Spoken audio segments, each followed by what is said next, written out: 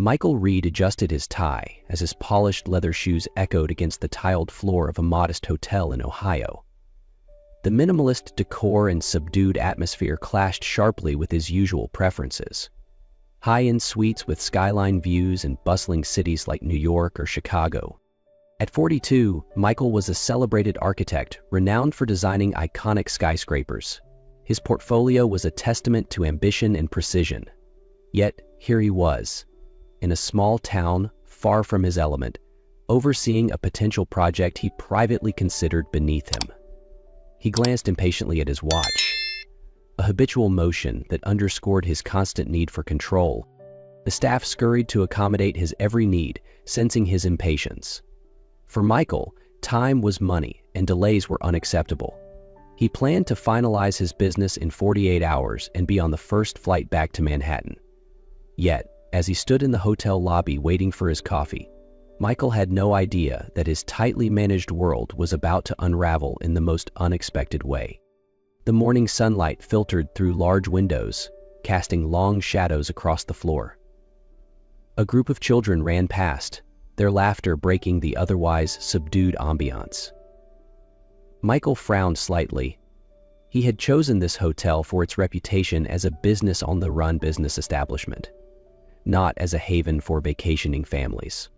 When the barista called his name, Michael stepped forward, focused on retrieving his coffee. But before he could reach for the cup, a small figure collided with his legs.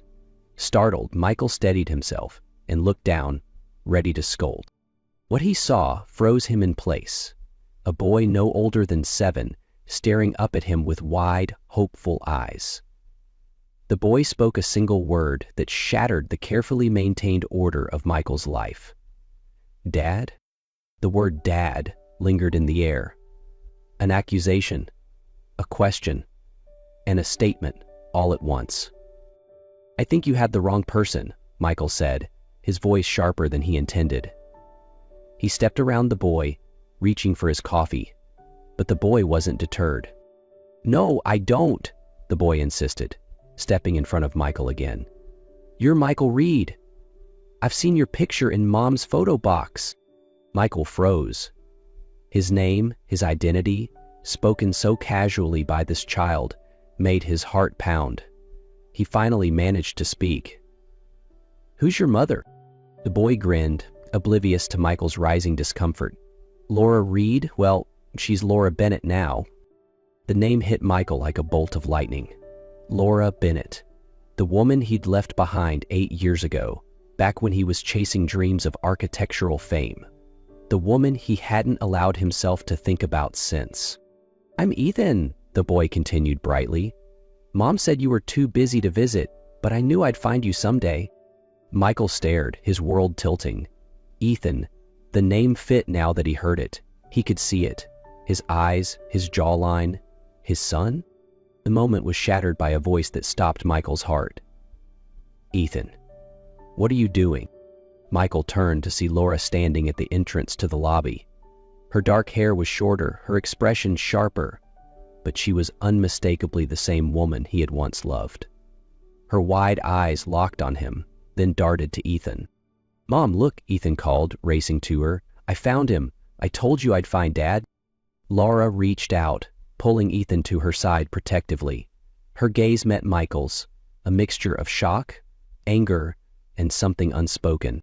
"Michael," she said finally, her voice steady despite the tremor beneath it. "Laura," Michael replied, his own voice rougher than he intended. They stood there for a moment, the weight of 8 years pressing down on them. Laura's hand rested protectively on Ethan's shoulder, while Michael struggled to reconcile the child before him with the life he had left behind. "We need to talk," Laura said, her tone brooking no argument.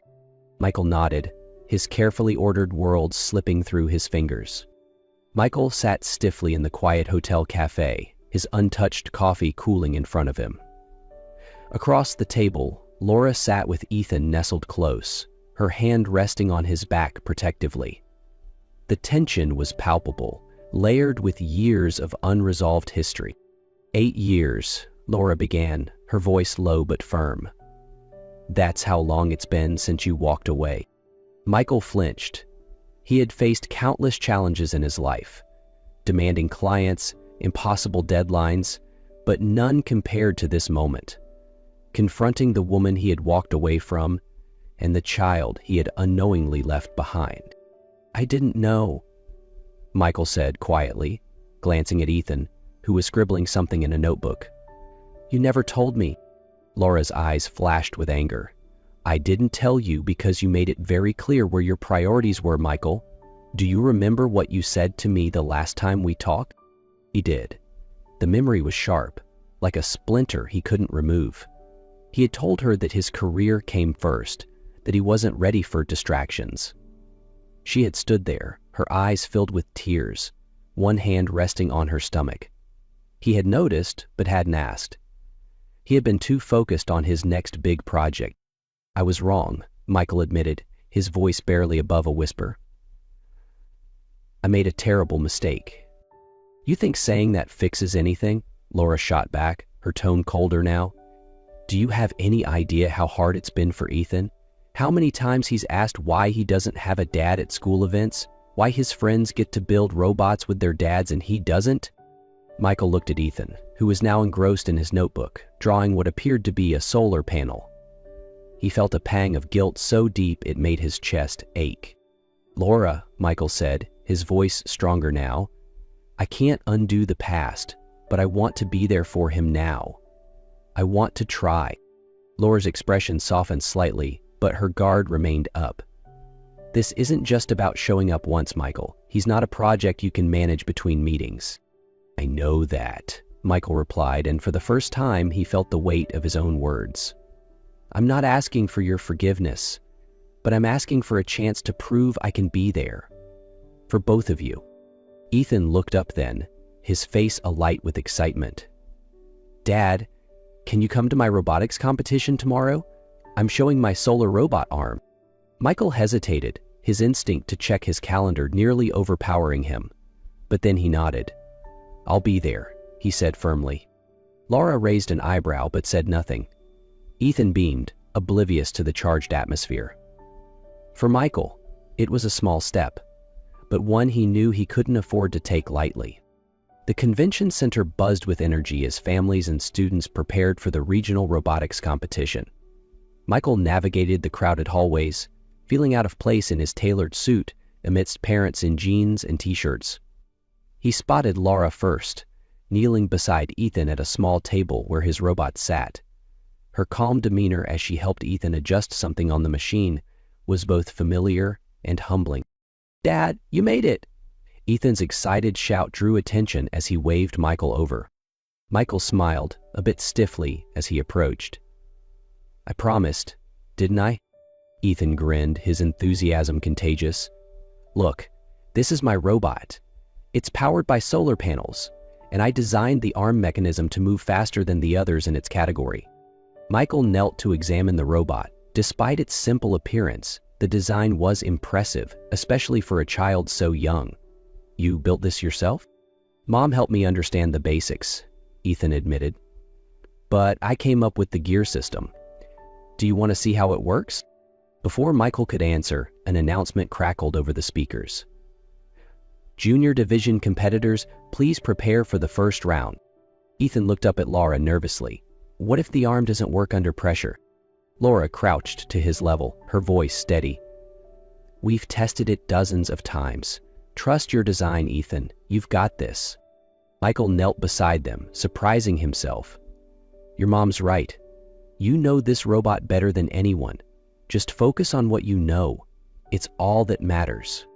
Ethan's expression shifted, his nervousness replaced by determination. "Okay," he said with a nod, giving both his parents quick hugs before running to his station. Laura and Michael found seats in the bleachers, maintaining a careful distance between them. The competition began, and Michael found himself completely absorbed. He watched as Ethan guided his robot through various challenges, his movements confident and precise. When the solar-powered arm performed flawlessly in the speed trial, the audience broke into applause. "He's amazing," Michael said softly, more to himself than to Laura. Laura smiled, her pride evident. He gets that focus from you, when you're not distracted by skyscrapers. Michael chuckled, acknowledging the jab. But his focus returned to Ethan, whose robot had just been declared the winner of the junior division. "Ma, Dad, I won!" Ethan ran toward them, his medal swinging from his neck. "You were incredible," Laura said, hugging him tightly. "Absolutely brilliant," Michael added, ruffling Ethan's hair. Ethan's eyes sparkled. "Can we celebrate with ice cream? All three of us?" Michael glanced at Laura, who hesitated before nodding. "One scoop," she said. Michael smiled as they left the convention center, the weight of his usual responsibilities momentarily forgotten. For the first time in years, he felt like he was exactly where he was supposed to be. The days following the robotics competition brought unexpected changes to Michael's life. He found himself making the 2-hour drive back to Laura and Ethan's small town more frequently, each visit leaving less time for his usual high-stakes architectural projects. Michael quickly discovered that Ethan's curiosity and enthusiasm were boundless. The boy wasn't content to bask in his robotics victory. He was already planning new projects. "Dad, I've been reading about renewable energy in space," Ethan said one evening as they worked together on a solar-powered model. "Do you think we could design something for Mars?" Michael laughed, but there was pride in his eyes. "Mars? I think we should master Earth first, but let's see what we can come up with." These moments weren't limited to Ethan. Slowly but steadily, Michael began mending his relationship with Laura. She was cautious at first, often watching from the doorway as Michael worked with Ethan. But as weeks passed, her demeanor softened. One evening, as Michael helped clean up after dinner, Laura spoke quietly. "You're doing more than I expected." Michael paused, unsure of her tone. "I know I have a lot to make up for."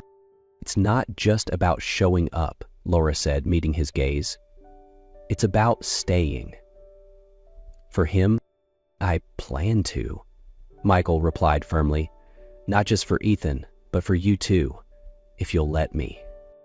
Laura didn't respond immediately, but her silence wasn't dismissive. Instead, she handed Michael a towel to dry the dishes, a quiet acknowledgement that trust might be rebuilt, one step at a time. That night, as Michael drove back to the city, he felt something he hadn't experienced in years, a sense of belonging. Michael sat in his Manhattan office, staring at the skyline he had once worked so tirelessly to shape. His assistant rattled off a list of urgent meetings, but Michael barely listened. His mind was elsewhere, on Ethan's excited face when describing his next science project, and on Laura's hesitant smile as she began to lower her guard. The pivotal moment came during a development review meeting. His team presented blueprints for a sprawling commercial project in the heart of the city, a design Michael had spearheaded months ago. But as he looked at the plans, all he could see were the unsustainable energy systems and outdated materials. "We need to rework this," Michael said suddenly, his voice firm but reflective. The room fell silent. His CFO frowned. "Rework? Michael, this design is already approved. Investors are expecting us to break ground in 6 weeks. Changing it now could cause delays and losses." Michael stood, his tone firm. "The future isn't in outdated infrastructure, it's in sustainable design. We're shifting this project to incorporate renewable energy systems, solar panels, and green spaces." His team exchanged uncertain glances, and the CFO sighed. "Michael, this will delay everything. Investors won't be happy." Michael met their skepticism head-on. "I've spent years designing monuments to ambition. It's time to build something that matters." The decision was met with resistance, but Michael was unyielding. Over the next weeks, he began integrating Ethan's ideas and Laura's insights from her work in education into the new plans. The project transformed from a traditional commercial space into an eco-friendly development, with rooftop gardens, smart energy systems, and public educational installations. That evening, Michael shared the news with Ethan over a video call. "You mean they're actually using solar panels in a skyscraper?" Ethan exclaimed, his eyes wide with excitement. "Not just solar panels," Michael replied. Smart grids, green roofs, everything you've been talking about. Ethan grinned. That's so cool, Dad. Michael smiled, knowing this wasn't just about a project. It was about building a legacy for Ethan and redefining what success meant in his own life. The crisp evening air atop the local observatory was alive with excitement.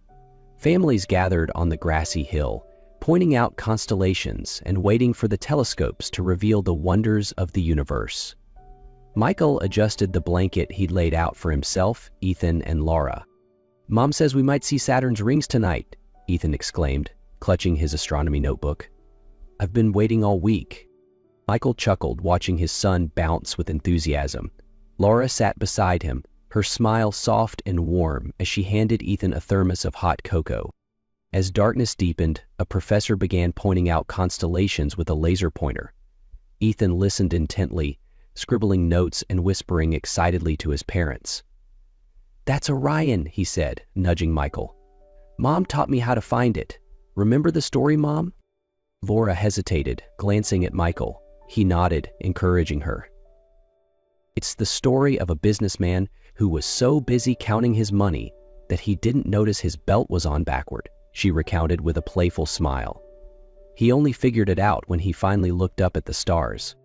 Michael laughed, remembering her making up that tale years ago. "I was terrible at constellations," he admitted to Ethan.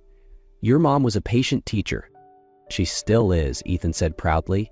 "She teaches me everything about the stars." The professor moved on, highlighting Saturn's position. Ethan guided Michael to the telescope. "Here, Dad, look through this. You'll see the rings." Michael leaned in, adjusting the lens as Ethan had shown him.